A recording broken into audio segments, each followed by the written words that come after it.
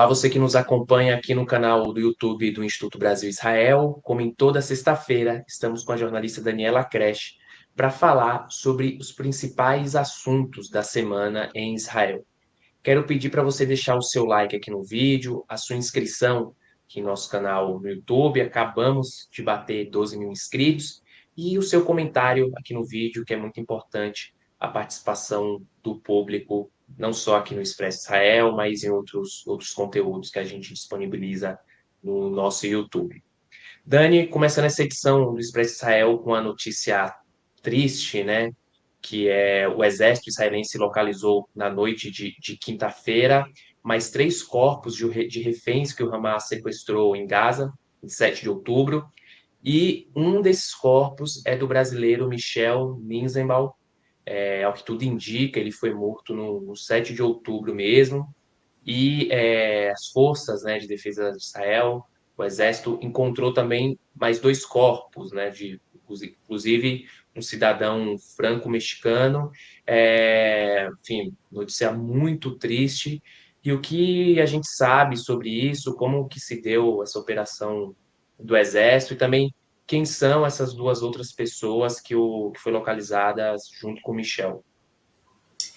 Pois é, foi até uma surpresa hoje de manhã, quando apareceu a notícia desses 3 novos corpos, né, cadáveres, que foram resgatados de dentro de um túnel. Acho que sei exatamente onde era, mas no sul da faixa de Gaza, de Balia, eu acho.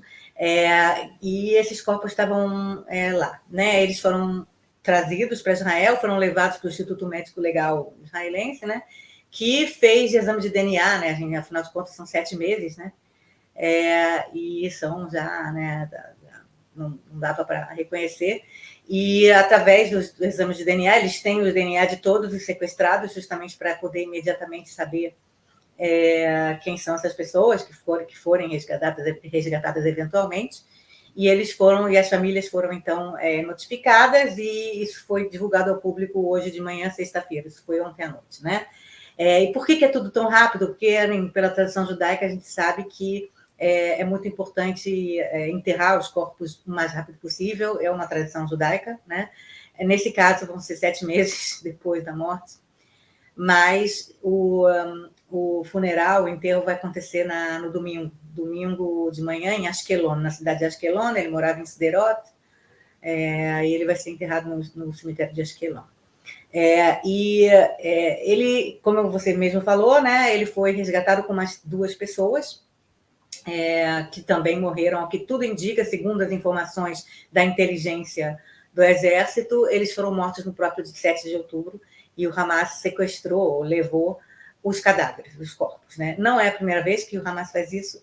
O Hamas faz isso de propósito, porque serve a 2 propósitos. O primeiro propósito é fazer chantagem emocional, psicológica, tortura psicológica com Israel, porque eles não dizem nunca quem está vivo e quem está morto, né? Então você fica lá pressionando o governo israelense, solta, não sei o quê, aí chega um caixão de volta. Já aconteceu isso com alguns soldados que também foram mortos no norte, quando começou aquela guerra, a Segunda Guerra do Líbano, em 2006. Foi exatamente isso.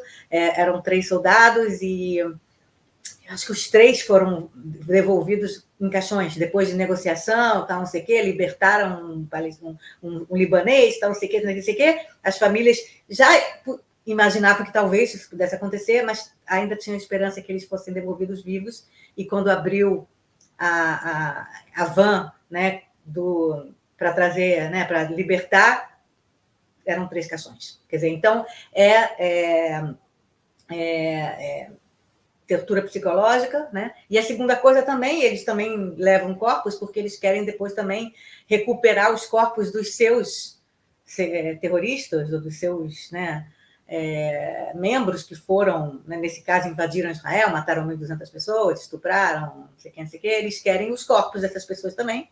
Então, eles querem fazer trocas de cadáveres, tá? Então, eles levam gente viva, gente morta, tudo que eles puderem, eles levam. Inclusive, roubaram muita coisa, a gente sabe, né? Eles também são ladrões. E aí,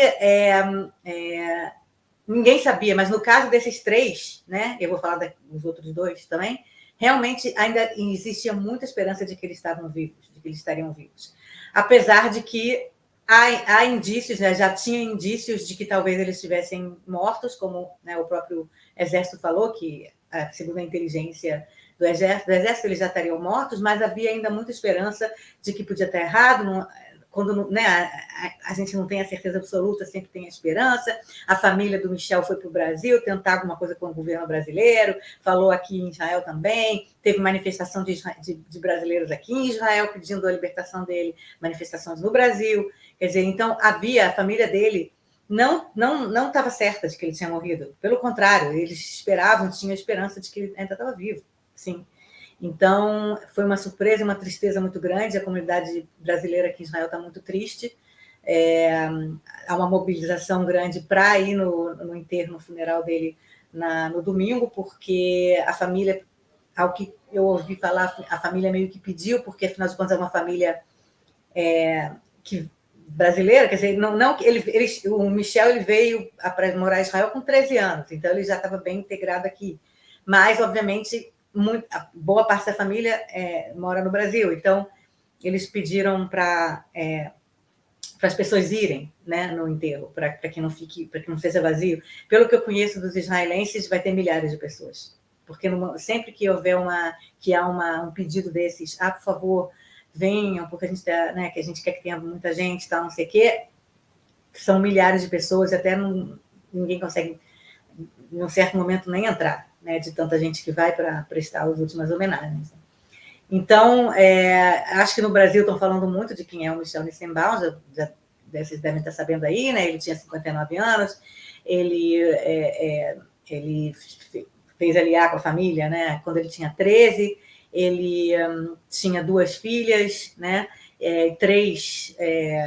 Acho que 4 netos, eram 3 netos quando ele foi sequestrado e mais um que nasceu depois que ele foi sequestrado. E ele era guia de turismo, né? A última coisa que ele fazia era ser guia. E ele, no dia 7 de outubro, ele recebeu o telefonema do cunhado dele, marido da mulher, marido da filha é cunhado? Não. Marido da filha genro, né? Genro. Eu nunca soube nem português como fala essas coisas. Desculpa se alguém é como eu, comenta.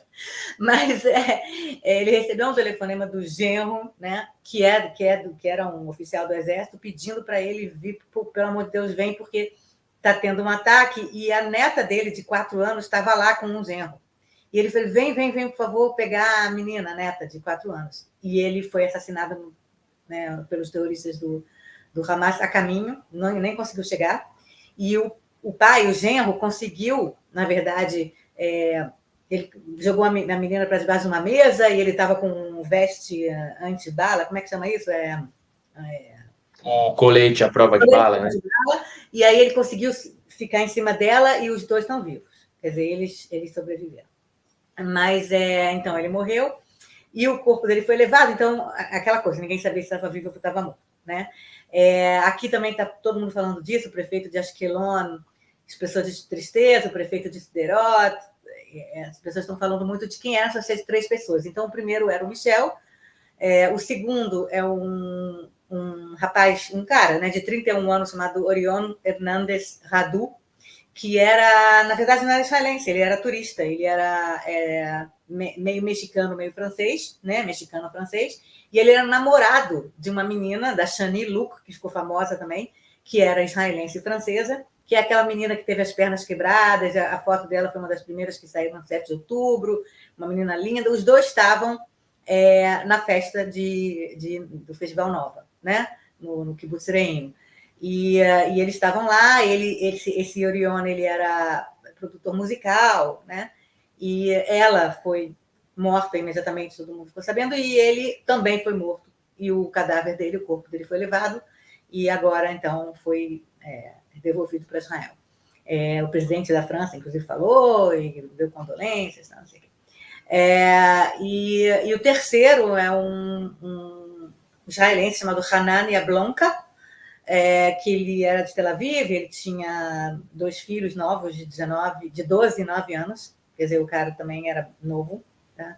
E eu não sei muito bem o Hanan Yablonka o que ele estava fazendo lá, ou se ele era morador do... Não, ele é de Tel Aviv, então ele não era morador do Sul. Talvez estivesse também na festa, né, do Festival Nova, não tenho certeza.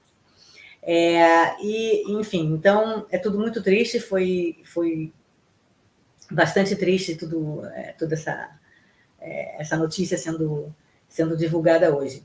E a gente sabe que, quer dizer, eu não sei se no Brasil estão sabendo mais do que eu, mas o presidente Lula falou, ele escreveu: tomei conhecimento com grande tristeza da morte de Michel, um cidadão brasileiro que foi mantido em cativeiro pelo Hamas. O Brasil continua envolvido nos esforços para libertar todos os reféns e pede cessar-fogo e paz na faixa de Gaza.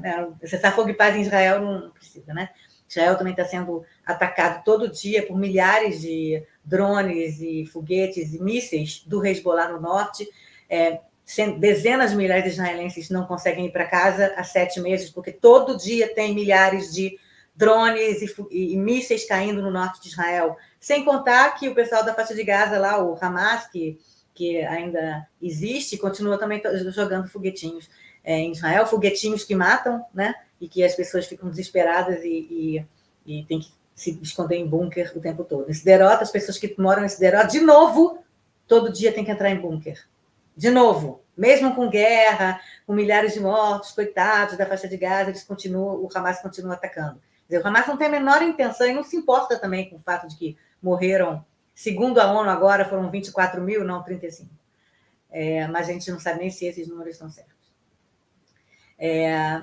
Normal, vamos continuar atacando Israel, né? A gente sabe que a guerra acabaria agora se o Hamas e o Hezbollah parassem de atacar Israel, devolver seus reféns e acaba a guerra.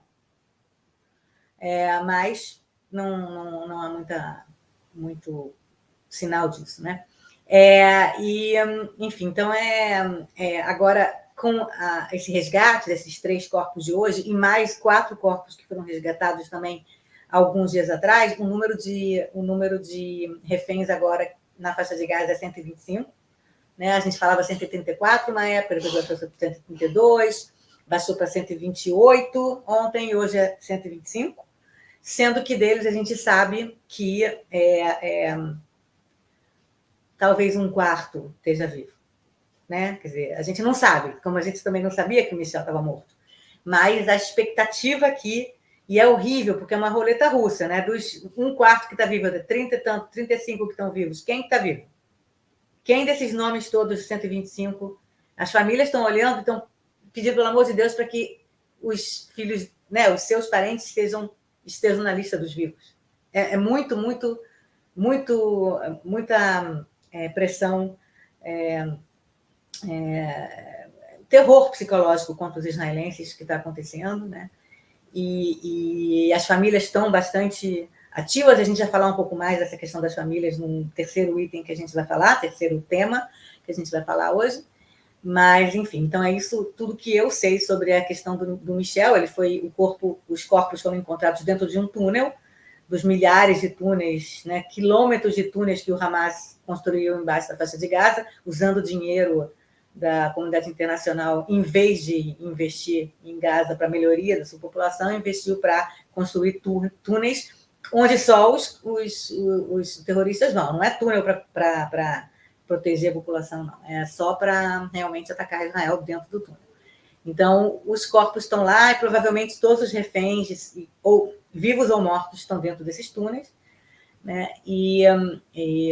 Conforme, né, o exército vai entrando nesses túneis, vai encontrando, então, esses corpos. Infelizmente, há muita pouca... Até agora não houve muita operação para resgatar reféns vivos. A gente tem, eu acho que o caso de 3 reféns só que foram resgatados vivos desde 7 de outubro. Uma menina, uma soldada, que a gente vai falar até dela quando a gente falar desse nosso terceiro tema, e 2 latino-americanos, né? Aqueles argentinos que foram também libertados.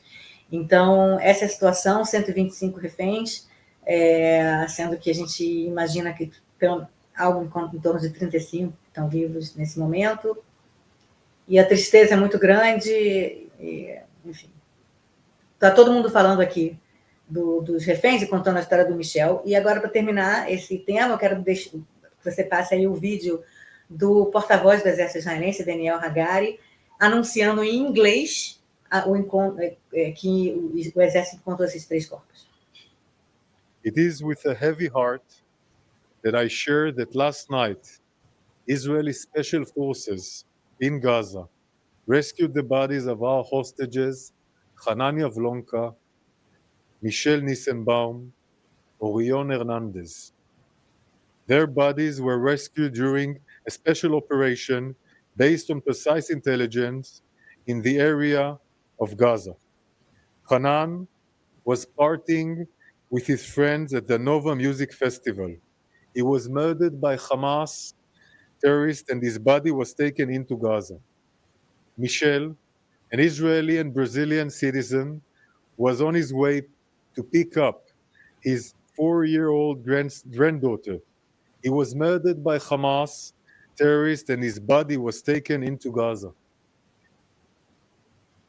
Orion Hernandez, a tourist from Mexico with French citizenship, was partying with his girlfriend, Shani Luke, at the Nova Music Festival. Shani and Orion were celebrating life in the Nova Music Festival. They were both murdered by Hamas terrorists and their bodies were taken into Gaza. Our hearts go out to their families at this difficult time. There are men, women, children, and babies being held by Hamas in living hell across our border in Gaza. We will not stop fighting for their freedom. Every decent country in the world would do the same.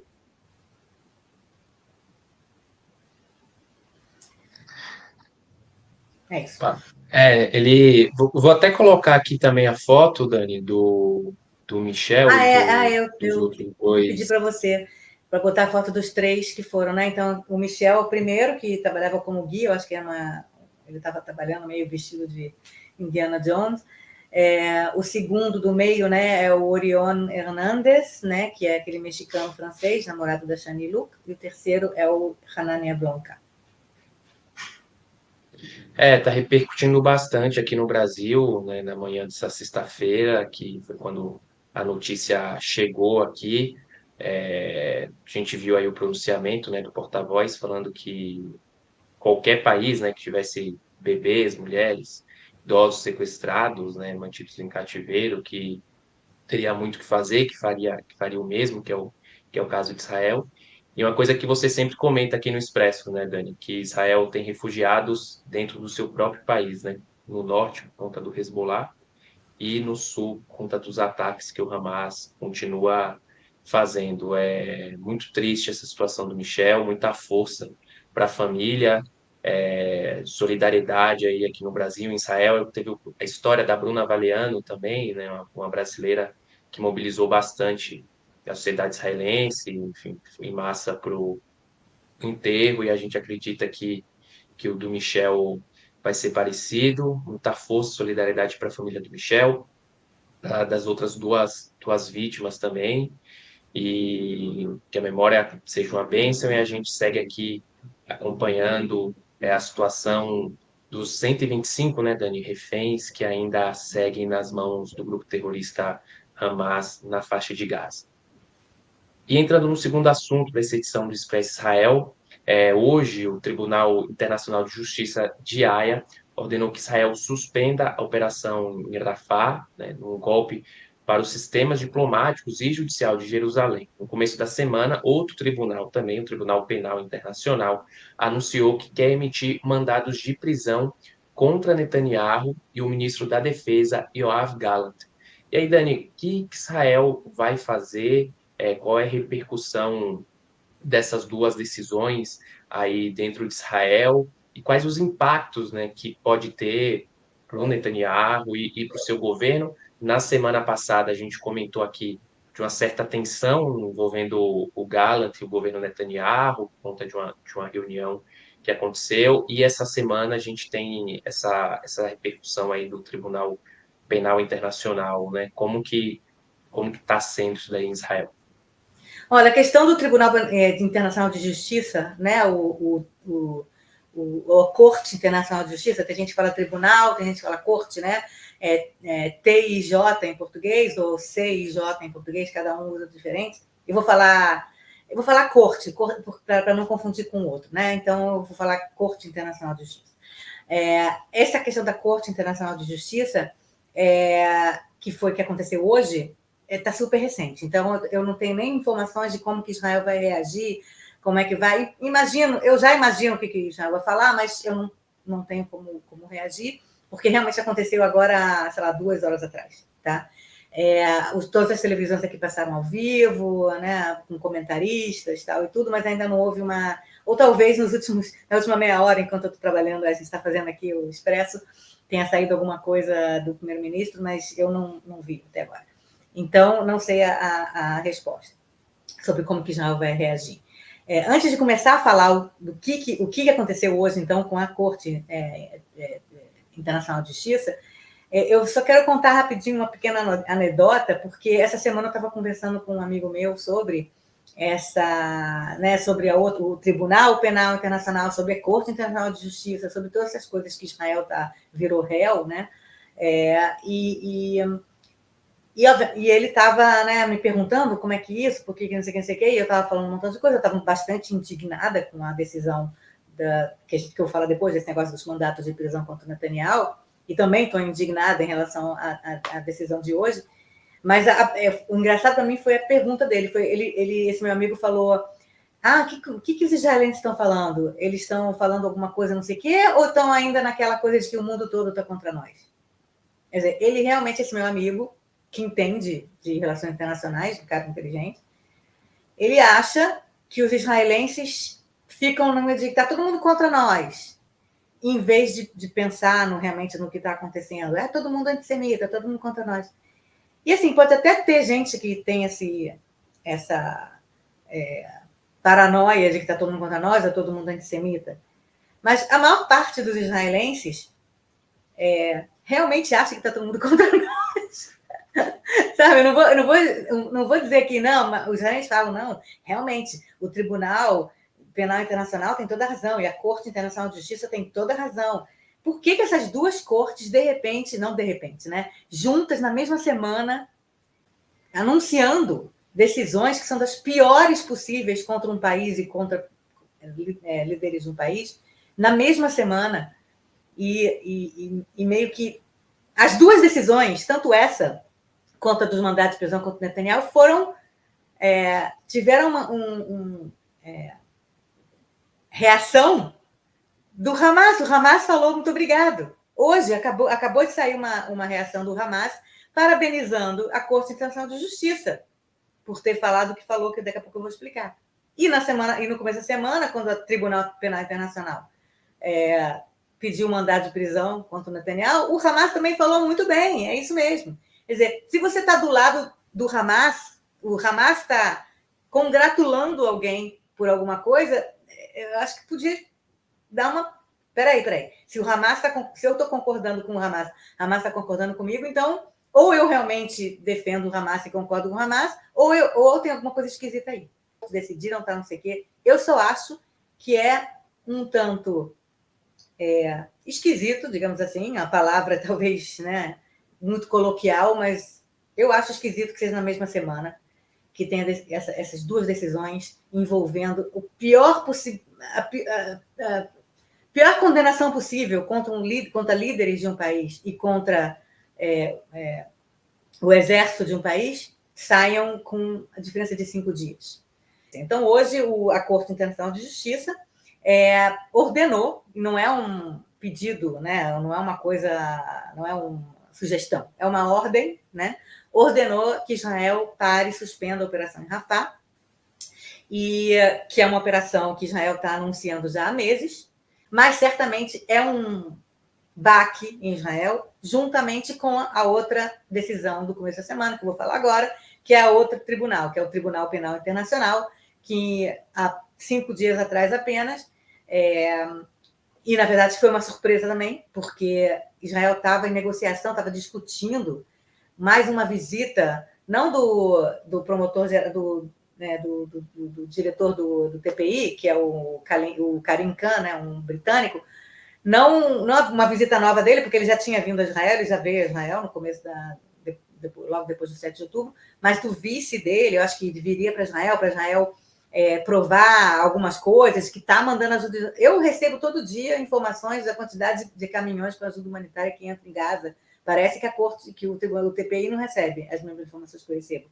E aí é um erro total da diplomacia israelense, de não avisar, de não falar, olha, a gente está mandando ajuda humanitária todo dia, a gente está fazendo todo dia, não sei o que. Eles não... Parece que o Karim Khan estava interessado já em fazer esse mandado de prisão, né? Novamente, primeiro eu vou dizer qual foi a decisão dele, né? Pedir, também isso vai ter que ser ainda analisado e confirmado e acatado, tá? Mas ele pediu um mandado de prisão nos países, né, que são assignatários, né, do Estatuto de Roma, mandado de prisão internacional contra o primeiro-ministro de Israel, Benjamin Netanyahu, e o ministro da Defesa, Yoav Gallant. Você mesmo falou, na semana passada, o Gallant brigou com o Netanyahu, dizendo: Netanyahu, você tem que falar do day after, nós não queremos controlar os palestinos de Gaza, os palestinos é que têm que controlar Gaza, e ele agora vai ter mandado de prisão contra ele no mundo, ministro da Defesa. E junto, no mesmo balaio, ele botou também, além do Netanyahu e do ministro da Defesa, né, primeiro-ministro de um país democrático, com a corte interna independente ainda, mas independente, um ministro da Defesa que está brigando com o próprio primeiro-ministro, um país com 1000 opiniões, tal, não sei o quê, no mesmo balaio coloca também mandado de prisão. Então também, você vai prender o Netanyahu, também vai vender mandado de prisão por Yahya Sinwar, o líder do Hamas em Gaza, o chefe militar do grupo terrorista Mohammed Deif, outro Bin Laden piorado, e o Ismail Haniyeh, que é o líder do Hamas, o líder geral da organização, mais diplomático, que mora até Dubai, onde que ele mora, Catar. Então, os 3 também agora podem ser presos se forem visitar a Espanha, se forem lá visitar, ir para Paris, ou para o West End da Inglaterra. Mas esse líder terrorista, o Ismail Haniyeh, nem sai dos túneis lá em Rafah. O Mohammed Deif nem tem mais, ele já não tem nem as pernas e os braços, sei lá, o cara já foi... O cara vai visitar Paris lá e vai ver musical no West End da Inglaterra, entendeu? E aí vai ser preso. Imagina. Isso faz com que, se for acatado esse mandado de prisão, o Netanyahu não vai poder ir para quase nenhum país signatário do Estatuto de Roma. Acho que só vai poder ir para os Estados Unidos, que não é signatário. Qualquer outro país que ele vai ser preso, que nem o Pinochet foi preso na Europa também. Tá? E isso aí é para ele, mas eu não estou interessado no que ele pensa aí, que é ruim para ele. Mas para Israel, para os israelenses, aí é o seguinte: colocar Israel junto com países que já foram, né, com lideranças de países terríveis, que cometeram coisas terríveis na África e Iugoslávia, antiga Iugoslávia. Israel entra nessa lista de países que cometeram massacres e genocídios, não sei o quê. E lembrando que o Tribunal Penal Internacional foi criado depois da Segunda Guerra Mundial para evitar um novo holocausto. Quer dizer, você prender um líder de Israel 80 anos depois do tribunal ter sido criado para evitar matança e genocídio de judeus é mind-boggling. E para terminar isso, essa semana, depois que isso foi anunciado, eu acho que o cônsul, o embaixador israelense na Alemanha, o Ron Prosor, ele perguntou ao chanceler alemão Olaf Scholz, na quarta-feira, se ele prenderia o Netanyahu se o Netanyahu fosse para a Alemanha, se for acatado esse mandado de prisão. E o porta-voz do Scholz respondeu: sim, nós cumpriremos a lei. Quer dizer, a ironia maior seria se 80 anos depois do Holocausto o Netanyahu fosse preso na Alemanha por genocídio. Seria assim, uma coisa impressionante se algo assim acontecesse, e pode acontecer. Esse cenário de que o Netanyahu e o Gallant sejam presos na Europa pode acontecer. Esse mandado de prisão, esse pedido de mandado de prisão contra o Netanyahu vai ser acatado provavelmente. E o Netanyahu pode ser preso. E é uma tristeza enorme para os israelenses. Isso uniu a injustiça, digamos assim, desse mandado de prisão contra o Netanyahu, junto com o mandado de prisão dos terroristas, uniu os israelenses em prol do Netanyahu nesse caso. Não que em todas as outras questões a maioria dos israelenses querem ter novas eleições, não querem mais o Netanyahu, mas nesse caso, a maioria dos israelenses, inclusive, houve um abaixo-assinado no Knesset, no Parlamento de Israel, e 104 dos 120 parlamentares assinaram que são contra, né, que é um absurdo esse mandado de prisão. Quer dizer, então, isso uniu os israelenses, de direita, de esquerda, de centro, não sei quem, contra o absurdo de ter um mandado de prisão contra é o primeiro líder de um governo democrático que está sendo julgado, pedido um mandado de prisão. Enfim, terminando esse tema, essa questão das bravatas versus a realidade. É verdade que bravatas são importantes e palavras matam, a gente sempre fala isso aqui também. Um terrorista que incita jovens a mata lá o cara, mata judeu no mundo. Palavras importam e podem levar realmente à morte de alguém. Tá? A gente vê isso em cultos, a gente vê isso em seitas, a gente vê isso em brainwashing de pessoas. Obviamente, palavras contam. E eu não faço nenhum tipo de desconto para palavras que o Netanyahu, o Gallant e outras pessoas falaram no começo da guerra, ou falam até hoje. A gente sabe que tem ministros israelenses de extrema-direita que falam besteiras até hoje. Tá? Agora, tudo bem, você quer dizer, para de falar essas palavras e você vai ser condenado ou você vai ser multado pelas palavras, tudo bem. Mas, ao mesmo tempo, veja o que está acontecendo na realidade também. As ações. Se as palavras são só políticas e bravatas, ou se realmente há ações que contradizem, inclusive, essas próprias palavras. Um mandado de prisão internacional pelo Estatuto de Roma é sério. É o suficiente o cara está fazendo bravata? Tá? Então, essa é a grande pergunta que se faz sobre a decisão do TPI, né? De, primeiro, colocar no mesmo balaio o primeiro-ministro de Israel, o ministro da Defesa, de país democrático, com sua própria corte interna independente, com líderes terroristas que cometeram o pior atentado terrorista desde o Holocausto contra os judeus. Né? E o próprio promotor do TPI está sendo muito criticado por isso. E a minha outra crítica é isso, quer dizer, você emitir um mandado de prisão desse, tão sério, que vira uma sombra contra todos os israelenses, mesmo quem nunca votou no Netanyahu. Tem sombra em cima, entendeu? É que nem no Brasil, lembra quando o Bolsonaro era o primeiro-ministro que o mundo todo falava que o Brasil fez isso, o Brasil fez aquilo, o Brasil, né, o governo do Bolsonaro, e você falava, você que não votou no Bolsonaro, odiava o Bolsonaro até hoje, falava, não, mas eu não concordo com o que ele fez. Então não diga o Brasil, porque eu não concordo. É a mesma coisa, muitos israelenses não concordam nem um pouco com as coisas que o Netanyahu diz, ou fala, ou faz. A maior parte dos israelenses querem eleições já, se é que é possível. Mas agora vai ser uma sombra em cima de Israel, vai ser um precedente internacional, de uma corte internacional que foi criada por causa do Holocausto, entendeu?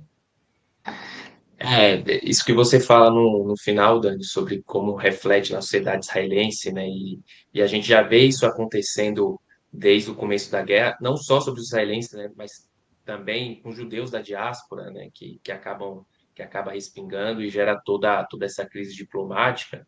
Biden, né, falou que não reconhece a jurisdição de Haia, no caso dos mandados contra Netanyahu e Gallant, né? E um dos motivos colocar tudo no Estado democrático, com pessoas que foram eleitas, né, colocar ali no mesmo balaio, como dizem, com as lideranças do Hamas, né, que tem, enfim, fez o brutal ataque em 7 de outubro, mantém pessoas em cativeiro, a própria população de Gaza, né, a gente vê algumas pessoas, né, que vivem em Gaza reportando que o Hamas, inclusive, comete violação de direitos humanos contra os próprios palestinos que residem na faixa de Gaza e além de toda essa crise diplomática que pode gerar com os outros países, né? Semana que vem aqui a gente traz atualizações, né? Afinal, tudo está acontecendo nessa Eu vou ser bem mais sexta-feira aqui. inteligente na semana que vem. Não, mas trouxe que comentou perfeitamente, brilhantemente, porque tudo muito complexo, esses detalhes, né? Essas questões, as pessoas às vezes não têm essa leitura antes de fazer o julgamento. E entrando no terceiro e último assunto dessa edição do Expresso, é um assunto muito delicado, pesado, né? Acho que dá para dizer. Foi um vídeo que foi liberado essa semana para o público, né? Foram câmeras corporais dos terroristas do Hamas no 7 de outubro, que mostra soldadas observadoras, que fica ali próximo da fronteira, sendo sequestrada da base do exército em Nahal Oz. É um vídeo muito pesado, com, enfim, as pessoas estão assistindo aqui avisando, né, que tem alerta de gatilhos contra essas soldadas, essas mulheres, então avisando aqui antes de tudo. E quem liberou esse vídeo e o que mostra esse vídeo, Dani, para as pessoas que estão nos assistindo aqui? Pois é, antes de tudo, eu vou avisar que o assunto, você falou, é gatilho, mas a gente não vai passar o vídeo. O vídeo tem 3 minutos e 10 segundos, porque o vídeo mesmo foi censurado. Não censurado, ele foi editado, censurado, né? Ele foi editado justamente porque tinha partes muito piores, e que nem as pessoas que liberaram o vídeo querem que outras pessoas vejam. Então, a parte que foi liberada, esses 3 minutos e 10 segundos, já é muito pesada. Imagina o que foi editado, né? E quem liberou esse vídeo foi as famílias das meninas, né? São 5 meninas observadoras, né? São observadoras, é uma função do Exército de meninas que, em geral, meninas de 18, 19 anos, elas são meninas. Se conta os palestinos como crianças, né? Como crianças, os terroristas palestinos de 17 a 18 anos, deveriam contar também essas soldadas israelenses de 18 anos como crianças também. São meninas de 18 anos que tinham acabado de entrar no exército e que a função delas no exército era ficar olhando a fronteira para ver que tem gente chegando. Então, elas são chamadas observadoras, vigias, tal, tudo, que o objetivo delas era ficar olhando com binóculos ou através de câmeras lá específicas a movimentação na fronteira e avisar. Está acontecendo isso aqui, está acontecendo isso aqui. Tá? Então, é o cargo delas, vigias. Tá? E tinham 7 vigias dessas meninas de 18 anos no kibbutz Nahal Oz, que é um dos que foram mais afetados, com mais mortos, mais sequestrados, mais não sei o quê, que fica bem na fronteira. E elas eram 7 vigias naquela noite, né? A gente sabe o que aconteceu na madrugada, né? Na noite, no comecinho do sábado, 6 e pouco da manhã, né? E dessas 7, 5 aparecem no vídeo. Uma, a Ori Magidish, foi resgatada, então ela está em Israel, inclusive voltou a se alistar no exército depois do trauma dela, ela voltou porque ela falou, não, eu tenho que voltar. E a 7ª, que é a Marciano, esqueci o primeiro nome dela, a 7ª foi morta. E a gente não dá para ver no vídeo que foi editado, mas acho que dá para ver só um pouquinho, mas no vídeo completo aparece o corpo dessa menina lá jogado no chão, tá? Ela estava lá morta já. E eu acho que também tem outros corpos lá, de não vigias, de outras pessoas do exército estavam lá. Então, elas estavam numa base militar, mas quando a gente pensa em base militar, pensa aquela coisa cheia de né, grade, uma prisão, como se fosse uma prisão de alta periculosidade, com um montão de grade, não sei o quê. Não, essa base militar é uma base militar, é uma casa, tá? As pessoas que não pensam no exército israelense pensam, né, filme de Hollywood, não é, tem muita coisa que é meio que sei lá, uma casinha com 3 computadores, entendeu? O exército israelense é muito forte por um lado, por outro ele é muito às vezes parece não profissional, digamos assim, né? Então elas estavam numa casa nesse kibbutz, que era onde ficavam os soldados, e o objetivo delas era ficar vigiando. E os terroristas entraram às 6h30 da manhã, elas estavam de pijama, dá para ver no vídeo elas de pijama, tá? E no vídeo elas aparecem ensanguentadas, porque eles devem ter batido nelas ou sei lá o quê, e elas aparecem ensanguentadas, e eles meio que botando a mão delas para trás para prender as mãos delas, e elas tentando falar com eles. Tem uma, inclusive, chamada Naama Levy, que fica tentando falar com eles. Uma delas pergunta, alguém fala inglês? A outra, ensanguentadas, tá? Queria que você botasse, inclusive, agora é um gatilho de uma foto, quem não quiser ver essa foto pula 30 segundos, mas eu vou botar uma foto, que é um frame do vídeo, para vocês verem o estado das meninas. Vou botar agora. Ok. As meninas são Liri Albag, Karina Arieva, Gamberger, Daniela Gilboa e Naama Levy. Eu acho que essa aqui é a Gamberger. Não tenho certeza. Mas tira foto, porque realmente é muito triste de ver. Essa que estava com mais sangue na cara é a Naama Levy. E essa Naama Levy, ela foi voluntária e ativista de um grupo pela paz chamado Hands of Peace, em que ela trabalhava justamente pela promoção do diálogo e compreensão mútua entre israelenses e palestinos. Ela tentou falar, ela falou, eu tenho amigos palestinos, eu luto pela convivência. E você acha que os caras do Hamas estão interessados nisso? Pelo contrário, deve ficar com mais raiva dela ainda, entendeu? E no vídeo aparece eles meio que taking their time, parecia que eles estavam lá, não vai vir soldado. O mais incrível do vídeo justamente é isso, que eles ficaram lá horas com as meninas e não veio o exército resgatar as meninas. Não veio ninguém. Onde estava o resto do exército israelense? O grande exército israelense. Isso vai ter que ser explicado em algum momento para os próprios israelenses. Ninguém acredita nisso que aconteceu. As meninas, vigias, observadoras na fronteira, com a faixa de Gaza, ficaram horas nas mãos dos caras e foram levadas como reféns. E foram abusadas e presas e cheias de sangue e tal e tudo. Quem quiser ver o vídeo, eu sugiro procurar na internet, mas eu não tive coragem de ver. Eu admito, não tenho estômago, porque é muito, muito, muito...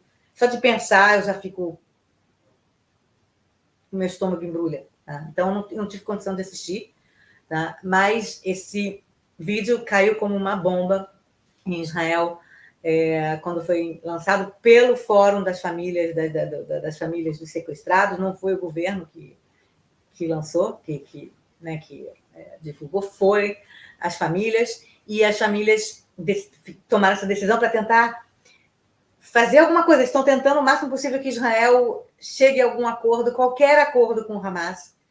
Obviamente, para as famílias não interessa se o acordo for liberta todos os presos palestinos, acaba com a guerra agora, desde que os filhos deles voltem. E se eu fosse uma mãe dessas meninas, eu estaria falando a mesma coisa, porque se você está nessa posição de pai de alguém que está lá, e você vê um vídeo dessa filha sendo abusada, sendo sei lá, toda ensanguentada, com amigos dela no chão mortos, e sendo levada como refém, o que você vai fazer? Dá tudo! 3 bilhões de dólares para os caras, o que é que eles queiram, liberta todos os 7 mil presos palestinos em Israel, acaba com a guerra, dá sei lá, 3 toneladas de ouro para o Mohammed Def, entendeu? Ou para o Yahya Sinwar, desde que a minha filha volte para casa. Eu entendo isso. E, inclusive, muitos dos israelenses dizem tem que fazer isso, qualquer que seja o que o Hamas pedir, tem que dar, porque a gente tem uma obrigação como país de trazer de volta seus cidadãos. Nesse caso, soldadas. Quer dizer, por que as pessoas, os israelenses vão para o exército? Eles vão para o exército porque é obrigatório ir para o exército, mas sempre tem na cabeça, ou tinha até o 7 de outubro, que Israel vai fazer o máximo para, se você, sei lá, for, né, sequestrado ou cair no cativeiro do inimigo, ninguém é deixado para trás. Ninguém é deixado para trás. Nesse caso, elas foram deixadas para trás no próprio 7 de outubro, que não veio ninguém resgatar elas. E depois, até agora, mais de 7 meses depois, elas continuam no cativeiro do Hamas. Meninas de 18 anos. Então, esse vídeo caiu como uma bomba aqui em Israel, só que, ao que parece, não repercutiu tanto no mundo, porque o mundo continuou. O mundo não está mais interessado. Né? O Brasil tem os problemas terríveis que estão acontecendo no sul do Brasil, óbvio. Os americanos têm seus problemas lá. O mundo todo passou. Os israelenses continuam em 7 de outubro. Então, esse vídeo que foi para, sei lá, mostrar para o mundo ou tentar pressionar, acaba, na verdade, pressionando só mesmo dentro de Israel, porque o resto do mundo ninguém está muito interessado nas meninas que foram sequestradas pelo Hamas. Né? Elas estão vivas, não morreram, né? Mal é Israel que atacou o Hamas lá e morreu civil. Morreu inocente lá. Aí Israel é mal, que o Hamas, no vídeo não dá para ver eles matando ninguém, e mesmo quando dá para ver, mesmo quando tem vídeo, o pessoal do Hamas matando, matou muito pouco, matou só 1.200 pessoas, é pouquinho que vocês estão reclamando, os palestinos morreu 35 mil, que o número já foi novamente abaixado para 24 mil, como a gente falou, e a gente nem sabe o número correto. Quer dizer, é uma questão de número, né? O lado que mata mais é errado, sempre. O lado que mata menos é bonzinho. Pensa um pouco só nisso aí, porque é absurdo, né? Então, é terrível. Junto com isso, no mesmo dia, acho que no dia seguinte, também foi divulgado um vídeo de 2 terroristas do Hamas que foram capturados pelos soldados israelenses no dia 7 de outubro, e eles estão dando esses depoimentos, né, porque eles vão ser julgados e condenados, imagino. E o pai e o filho contaram que eles passaram de casa em casa num dos kibbutzim, e eles, numa das casas, quer dizer, que eles estupraram muitas mulheres nas casas que eles iam, e numa das casas eles estupraram o pai, depois o filho, e depois um outro cara, não sei o quê. Os 3 estupraram uma mulher. E aí o pai falou, a gente estuprou, eu estuprei, depois meu filho, depois não sei o quê, depois a gente foi para outra casa. E aí o filho conta essa mesma história, mas ele falou, meu pai esqueceu de dizer que a gente matou a mulher depois. Ele matou a mulher depois.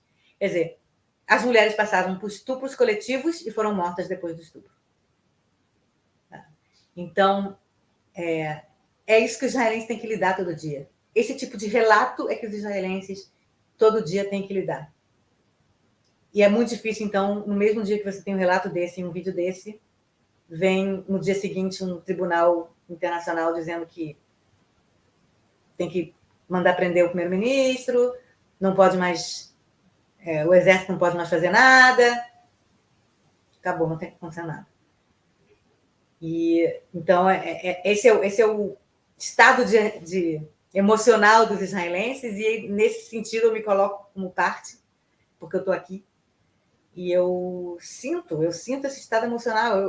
Eu sinto, inclusive, que eu, às vezes, perco um pouco da minha condição de jornalista neutra, porque é muito difícil você estar numa condição de jornalista neutra nesse clima emocional do país. Tá? É isso. Tudo muito triste, tudo muito pesado, né, Dani? A gente dá a impressão que muita barbaridade, muita crueldade do que aconteceu em 7 de outubro, a gente ainda não tem dimensão, não tem noção. E, João, Então, eu estou cansada. Eu hoje mesmo, quando assim, a gente tem que fazer, a gente faz o expresso toda sexta-feira. Hoje eu pensei, estou cansada. Só de falar coisa ruim, só de falar coisas que me parecem injustas e condenando Israel sempre. Falar dos manifestantes contra Israel e de judeus sendo perseguidos por antissemitismo pelo mundo. e tribunais do mundo culpando Israel junto com o Hamas. Cansa emocionalmente. Tipo, cansa, mas eu quero ver Bridgerton. Não quero isso. Entendeu? Então, como muitos israelenses estão cansados. São 7 meses de terror emocional, entendeu? Que os israelenses estão passando. Cansa. Cansa, desgasta, né? Psicologicamente, emocionalmente, né? E aí você falou das famílias, dos familiares dessas meninas que apareceram no vídeo, que eu acho que não tem outro sentimento a não ser, enfim, desesperar, né? Gritar, mostrar ao mundo, porque é tudo muito triste, tudo muito pesado. E igual a gente falou no tópico do primeiro assunto, do Michel, né? Ainda 125 reféns israelenses, né? Muitos deles mortos, ainda permanecem nas mãos do Hamas em Gaza, e não dá para saber nem se a família vai ter o direito mínimo de enterrar os seus entes queridos, porque para o Hamas, mesmo os corpos, né, Dani, é moeda de troca. Então, com isso a gente vai chegando ao fim dessa edição do Expresso Israel. Obrigado que você chegou, obrigado a você que chegou até o final. O programa hoje um pouquinho mais longo, mas são assuntos muito delicados, muito complexos. Dani, obrigado aí por todas as atualizações. Força, solidariedade aí, que não é fácil todos os dias estar acompanhando isso na imprensa israelense, na mídia internacional e toda essa coordenação aí que o povo israelense, o povo judeu acaba tendo por conta dos eventos pós 7 de outubro. Quero pedir para você deixar o seu like aqui no vídeo, a sua inscrição no nosso canal, seu comentário aqui embaixo e até sexta-feira que vem. Tchau, tchau.